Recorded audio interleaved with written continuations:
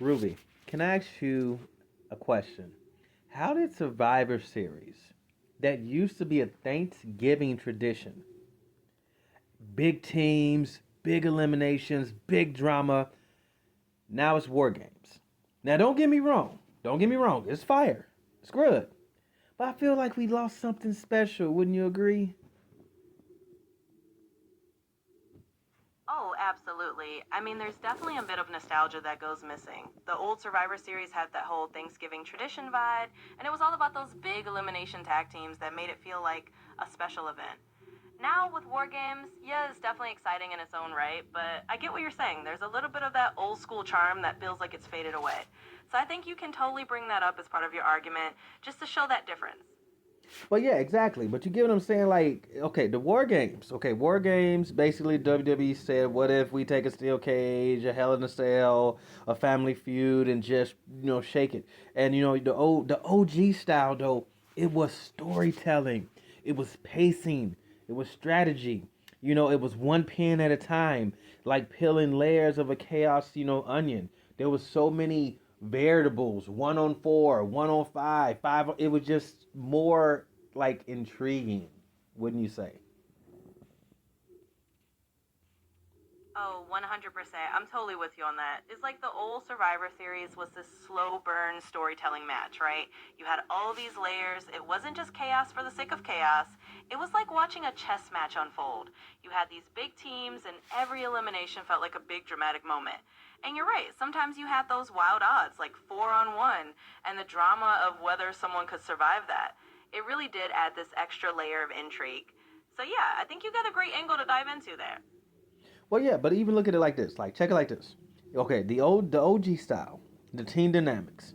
You had the Survivor Series matches. It's like superstar, superhero crossover. You have random teams, wild alliances. People beefing on the same fucking side. You could have teams fighting within the teams. That's what made it so cool. And then, okay, you had the slow burn. The slow burn. The eliminations came one by one. Tension grew as teammates fell. The 5 on 5 becoming a desperate 1 on 4 comeback. This is legendary. I mean that's callbacks to Dolph Ziggler, Shawn Michaels, Randy Orton is the sole survivor. It was a star. It put the Survivor Series put Randy Orton on the map.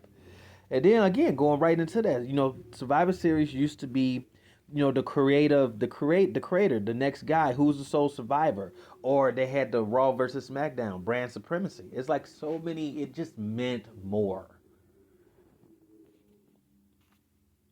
Yeah, exactly. And I think you nailed it right there. The old school Survivor Series was kind of like this ultimate proving ground. You had those wild team ups and those weird alliances that you never saw coming. It really was like a superhero crossover where you'd have teammates who didn't even get along. And that added this extra layer of drama and storytelling. And yeah, it made legends. Like you said, guys like Randy Orton really got put on the map by being that last man standing. And the whole brand supremacy thing, the sole survivor angle, it all made it feel like a big deal. So yeah, there's a lot of heart in that old format that's worth celebrating. Now, hold on, because we're fair. Now, what does War Games bring to the table? Now, chaos from start to finish. 2 rings, 1 cage, no escape. You basically have microwaved this match to instant chaos. You know what I'm saying? And then you have this. It's a now. If you're a Spot Fest guy, this is your match. Now, the OG Survivor Series is about more psychological, methodical. But War Games is about the spectacle.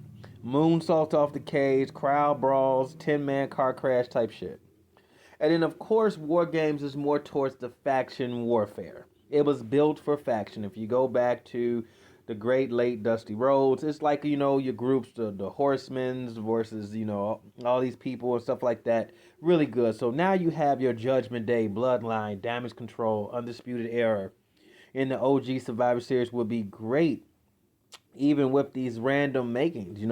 War Games just doesn't, give you that psych. Can you imagine just Judgment Day on one side, and then you have the Bloodline, and now Damian Priest is picking people off and strategy.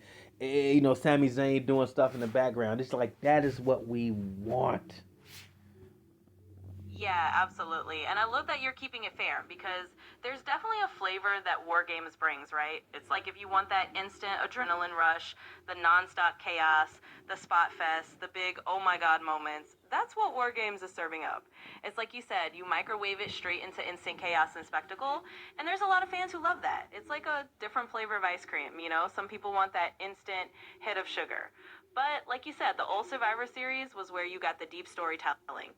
You had these factions and the slow burn, and it just made Stalkers in a different way. And I can absolutely imagine exactly what you're saying. Like Judgment Day on one side, Glut on the other. You want that faction drama with the strategy and the storytelling that made the old Survivor Series special. It's like each style has its place, but yeah, there's definitely something to be said for that old school magic. And yeah, and like you said, and we'll just do like a straight up compare and contrast breakdown. You have the OG Survivor Series, slow burn, war games, explosive spectacle. Then you have the emotional comebacks. Like those are beautiful. Like that emotional comeback that comes to mind was, do you remember in 2003? Was Team Austin versus Team Bischoff. If Bischoff win, Austin had to go away for the umpteenth thousand time. And Shawn Michaels was in that situation. It was like one on fucking four or three, and he's all bloodied and beat up, and he's just making a comeback, super kicks. Yeah, eventually he lost at the end because Batista came out and power bombed him. But just that instant where you had the crowd on your feet. Now, of course, war games have the big spots, the big weapons. The OG Survivor Series style is a star building type of match. That sole survivor, that guy that can come back, or that guy that hung on, that's setting you up to be a next star. War Games is more faction driven. Nobody's really built. Everyone's kind of already built. This is like a be all end all type of feud. And then, of course, finally, you have the pure wrestling psychology versus a fight movie chaos. In the OG, the eliminations matter. In war games, no eliminations matter until everyone's in the ring and then it starts. And then again, it feels like a survival test, the OG style, and then the other one just feels like a battlefield.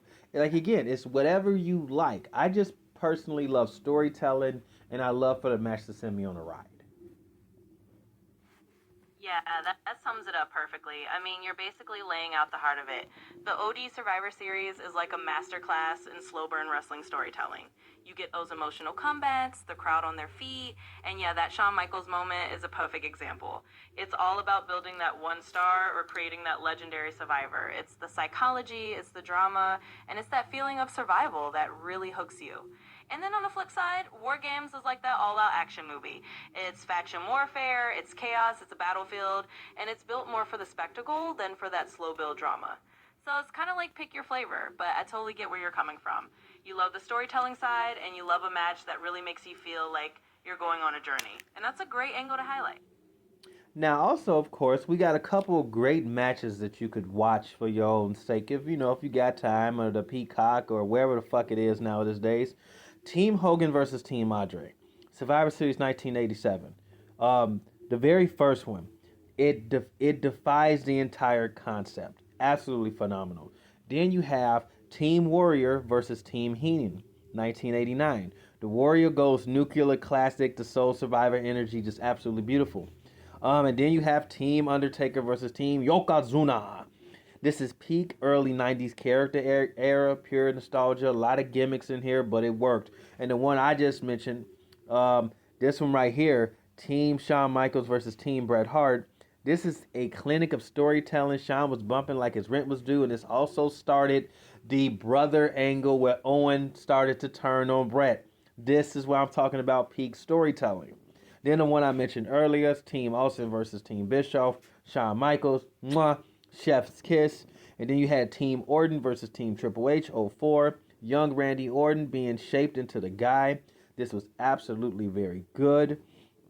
Then you had Team Cena versus Team Authority. That was when we finally got Sting in the WWE. The pop was legendary. It was absolutely phenomenal. But those are where we're talking about the traditional storytelling and the surprises, which really get you on the edge of your seat.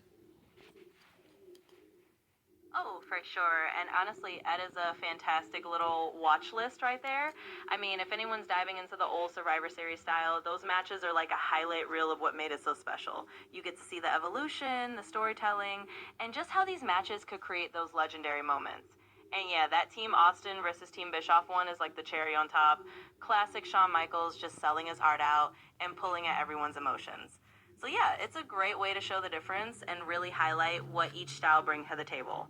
And hey, if anyone's got time to binge a little on Peacock or wherever it is now, that's a perfect playlist. And like I said, see, Ruby, the OG Survivor Series made you feel the math. You're watching a 5-on-5 turn into a 3-on-2, then a 1-on-4. It's like you're watching your team get rinsed in fucking Call of Duty, but you're still playing for the clutch moment. This is what makes it great. And like you said, although War Games is a whole action movie, but the OG is like chess, strategic. Like I swear, it's like they'll pin the latest guy up like he's uninstalling in a pay-per-view. Is just absolutely phenomenal. Exactly. You've hit the nail on the head. I mean, the OG Survivor Series is like that strategic, emotional chess match. You're watching the numbers dwindle, feeling every elimination, and it's like you're in the ring with them, hoping for that clutch comeback. And yeah, War Games is your full-on action blockbuster, but the OG style is where you get that layered, methodical, and just beautifully paced drama. And that's what makes it so special. So I think you've got an awesome compare and contrast argument lined up, and it's going to be a lot of fun to dive into it. And like I said, damn, that fucking comeback from Ziggler in 2004. The man wrestled like his rent was due, child support, car payment were all due on the same day, and he did his fucking thing, and he actually got that awesome debut of Sting. At the point of War Games, feels like the WWE turned Survivor Series into a Fortnite event. It's fun as hell, but somebody like stole that original recipe. I want them to sprinkle a little bit of the OG flavor. Like I would like you could keep the War Games for like the faction wars or the bigger stars, but for like I said, intercontinental like that mid card guys that's been in a feud, have that be a traditional set. That'll be awesome to introduce. Yeah, absolutely. I love that idea because it's like you still get to have your war game spectacle for the big factions and the main event scene, but then you sprinkle that OG flavor back in for the mid card guys. You get those traditional elimination matches that really tell a story, let someone shine, and maybe build that next breakout star.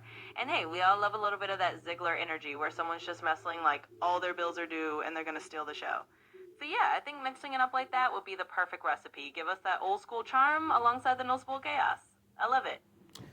But as we know, War Games deliver unmatched chaos, and it's a spectacle.